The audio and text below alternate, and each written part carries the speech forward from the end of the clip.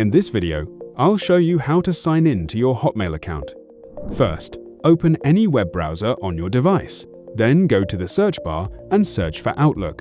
Hotmail accounts are now accessed through Outlook, so make sure you open the official Outlook website. Once you're on the Outlook homepage, go ahead and tap on Sign In. Now, you'll be asked to enter your email address. Type in your full Hotmail email address and make sure everything is spelled correctly. After that, click Next. On the next page, enter your password carefully. Once your password is added, click on Sign In. It might ask you for additional verifications if you have two-factor authentication enabled. And after that, you may see a message asking if you want to stay signed in. You can choose Yes or No, depending on what you prefer. Once that's done, you'll be logged into your Hotmail account through Outlook.